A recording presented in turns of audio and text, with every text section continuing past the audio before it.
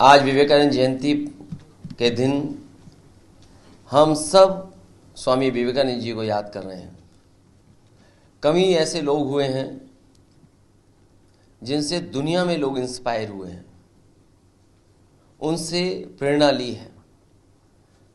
स्वामी जी ने अपने जीवन भर और इतनी कम उम्र में दुनिया में कोई ऐसा व्यक्ति नहीं रहा होगा जिसने इतना बड़ा संदेश दिया हो। समाज को सुधारने के लिए, समाज कैसे आगे बढ़े और अपने विचारों से लोगों का जीवन कैसे बेहतर हो, उसके लिए लगातार स्वामी विवेकानंद जी काम करते रहे। आदरणीय उदय प्रताप जी ने जिस तरीके से याद दिलाया कि स्वामी विवेकानंद जी की जो स्पीच थी शिकागो की,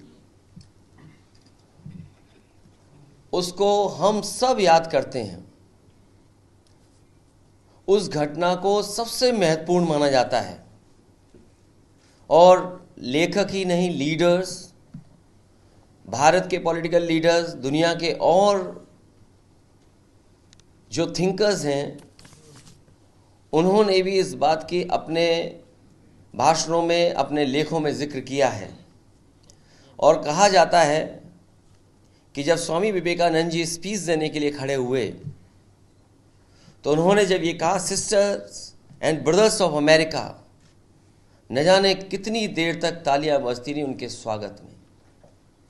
और जो उन्होंने संदेश दिया भारत का, भारत की परंपराओं का, भारत के धर्मों का, भारत के जीवन शैली को लेकर के, मैं समझता हूँ दुनिया में कोई दूसरा उदाहरण और भारत का कोई दूसरा उदाहरण नहीं मिलता है।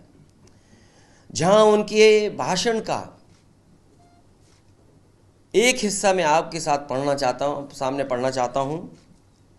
उन्होंने कहा कि I am proud to belong to a religion which has taught the world both tolerance and universal acceptance. We believe not only in universal tolerance, but we accept all religion as true.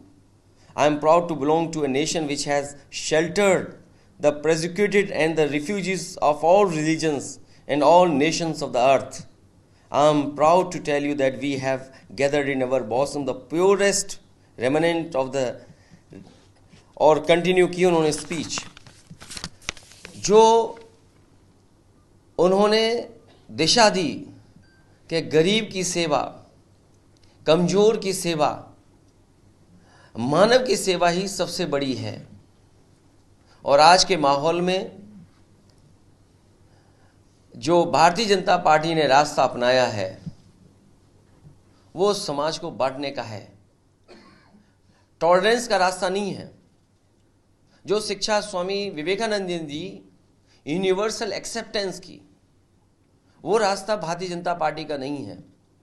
इसलिए आज के दिन जब हम स्वामी जी को याद कर रहे हैं, स्वामी विवेकानंद जी को याद कर रहे हैं, तो ये संकल्प लें कि उनके बताए हुए रास्ते पर उन्होंने जो समाज की सेवा के लिए शिक्षा दी, उसको अपना करके और उनकी तमाम बातों को अपने जीवन में अनुकरण कर करके उस रास्ते पर चलने का काम करेंगे।